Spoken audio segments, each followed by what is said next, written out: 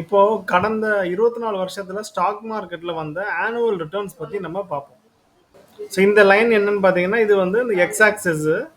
இது பார்த்தா இந்த வருஷம் 2000, 2001 அப்படின்னு 2023 வரைக்கும் இதில் இருக்கு. ஸோ 24 இயர்ஸ் இந்த இதில் கவர் ஆயிருக்கு. இந்த பாக்ஸில் இருக்கிறதுலாம் என்னன்னு பார்த்தீங்கன்னா, இது வந்து பர்சன்டேஜில் இருக்கு.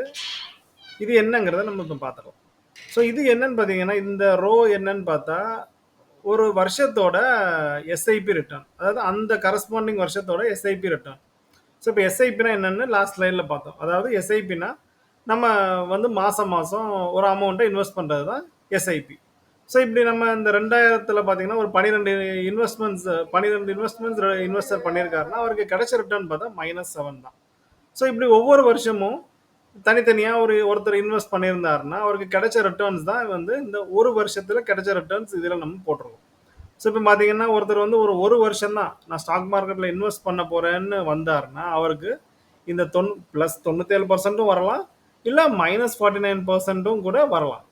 ஸோ அப்போ நம்ம வந்து இந்த 1 இயரில் சந்தையில் நம்ம முதலீடு செய்யக்கூடாது. அதுதான் நம்ம வந்து இதில் இருந்து தெரிஞ்சுக்கிறது. ஸோ நெக்ஸ்ட் இப்போ நம்ம பார்க்கலாம். இப்போ பார்த்தீங்கன்னா இந்த 1 2 3 4 24 வரைக்கும் போட்டிருக்கேன்ல, இது என்னன்னு பார்த்தா முதலீடு செய்யப்பட்ட ஆண்டுகளின் எண்ணிக்கை. ஸோ ஒருத்தர் 2000 இன்வெஸ்ட் பண்ண ஆரம்பிச்சு ஒரு 2 வருஷம் 3 வருஷம் 4 வருஷம் அப்படின்னு அவர் ஒரு 24 வருஷம் இன்வெஸ்ட் பண்ணிட்டே இருக்காருன்னா அவருக்கு கிடைக்கிற அந்த ஆனுவல் ரிட்டர்ன்ஸ் தான் இந்த இது. ஸோ இந்த 13% அவருக்கு வந்து ஆனுவல் ரிட்டர்ன்ஸ், அதாவது எவ்ரி இயர் வந்து அவருக்கு 13% மாதிரி ஆவரேஜாக கிடைச்சிருக்கு. ஸோ இப்போ நம்ம ஒருத்தர் வந்து ஒரு 5 இயர்ஸ் இந்த ஸ்டாக் மார்க்கெட்டில் கண்டினியூஸாக எஸ்ஐபி மூலமாக, அதாவது மாதம் மாதம் இன்வெஸ்ட் பண்ணியிருந்தாருன்னா என்ன நடந்திருக்குங்கிறத பார்க்கலாம். ஸோ இப்போ ஒருத்தர் 2000 இன்வெஸ்ட் பண்ண ஆரம்பிச்சிருக்காரு, 5 இயர்ஸ் பண்ணாருன்னா அவருக்கு கிடைச்ச ஆனுவல் ரிட்டர்ன் பார்த்தீங்கன்னா 20% கிடைச்சிருக்கு.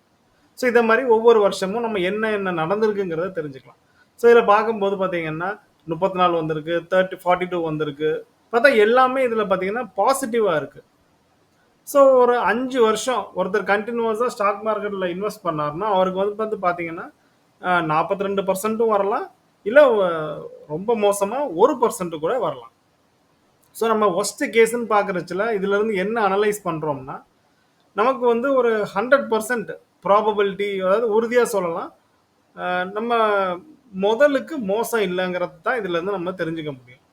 ஸோ இப்போ நம்ம அதுவே 7 இயர்ஸ் என்ன நடந்திருக்குன்னு பார்க்கலாம். ஸோ இப்போ ஒருத்தர் கண்டினியூஸாக 7 இயர்ஸ் இன்வெஸ்ட் பண்ணாருன்னா அவருக்கு கிடைச்ச ரிட்டர்ன்ஸ் பார்த்தீங்கன்னா 31 35 அப்படின்னு இருக்கு.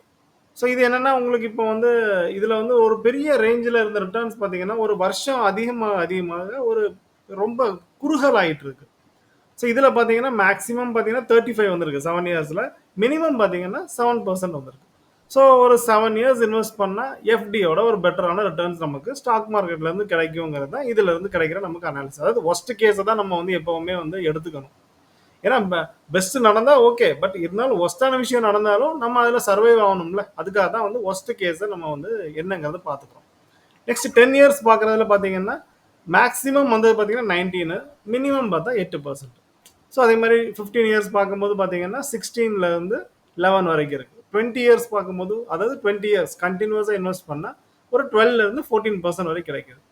ஸோ இப்போ இதுலேருந்து என்ன தெரியுது, 10 இயர்ஸ் 15 இயர்ஸ்னு ஒருத்தர் இன்வெஸ்ட் பண்ண ரெடியாக இருக்காருன்னா அவருக்கு பார்த்தீங்கன்னா 100% ப்ராபபிலிட்டி ஒரு நல்ல ரிட்டர்ன்ஸ் கிடைக்கிற மாதிரி அவருக்கு ஒரு இன்வெஸ்ட்மெண்ட்ஸ் வந்து பெரிய அமௌண்ட்டாக மாறும். ஸோ இப்போ நம்ம என்னன்னா இது வந்து நிஃப்டி 50யோட ரிட்டர்ன்ஸ். அதாவது நிஃப்டி 50 நம்ம லாஸ்ட் இதில் பார்த்தோம், டாப் 50 கம்பெனிஸோட ரிட்டர்ன். பட் நம்ம வந்து அப்படி இல்லை, நம்ம வந்து large gap, mid gap, small கேப்னு நம்ம வந்து பரவலாக எல்லாத்துலேயும் பிரித்து தான் நம்ம இன்னும் இந்த டாப் 500 கம்பெனிஸில் இன்வெஸ்ட் பண்ண போகிறோம். ஸோ இந்த சின்ன கம்பெனிஸ்லாம் பார்த்தீங்கன்னா அதிகமான லாபத்தை தரும். ஸோ அதனால என்ன பண்ணலான்னா இந்த நம்பர்ஸ் எல்லாம் பார்த்தீங்கன்னா ஒரு 1.5 டைம்ஸ் அதிகமானது கிடைக்கும். ஸோ நமக்கு ஒரு 11%, அதாவது ஒரு 15 இயர்ஸ் இன்வெஸ்ட் பண்ணி ஒரு ஒஸ்ட் கேஸில் 11% 12% வருதுன்னா கூட நம்ம ஒரு 18% வரைக்கும் நம்ம ஸ்டாக் மார்க்கெட்டில் இருந்து ரிட்டர்ன்ஸ் எடுக்கலாம். ஒரு 15-20 இயர்ஸ் நம்ம இன்வெஸ்ட் பண்ண ரெடியாக இருக்கிறோம்னா. ஸோ இந்த வொலாட்டிலிட்டினா நம்ம ஷார்ட் டேர்மில் ஸ்டாக் மார்க்கெட்டில் இன்வெஸ்ட் பண்ணக்கூடாது. அதாவது ஒரு 7 இயர்ஸுக்கு கீழேன்னா ஸ்டாக் மார்க்கெட் இன்வெஸ்ட் பண்ணுறதுக்கான இடம் கிடையாது. அது எப்படி இன்வெஸ்ட் பண்ணோம்னா நம்ம வந்து கொஞ்சம் ஸ்டாக்கில் கொஞ்சம் எடுத்துக்கலாம், அப்புறம் கோல்டில் கொஞ்சம் இன்வெஸ்ட் பண்ணிக்கலாம், அப்புறம் எஃப்டி பாண்ட் இதில் கொஞ்சம் இன்வெஸ்ட் பண்ணி அப்படி நம்ம மிக்ஸ் பண்ணிக்கணும், நம்ம ரிஸ்க்கை கொஞ்சம் குறைச்சிக்கிறோம். இப்போ நம்ம 7 இயர்ஸ்க்கு மேல இன்வெஸ்ட் பண்றோம்னா, நம்ம வந்து ஃபுல்லாவே ஸ்டாக் மார்க்கெட்ல மியூச்சுவல் ஃபண்ட்ஸ் மூலமா இன்வெஸ்ட் பண்ணிக்கலாம். அதுதான் வந்து ஸ்டெபிலிட்டி இன் த லாங் டெர்ம்ங்கிறத சொல்றது.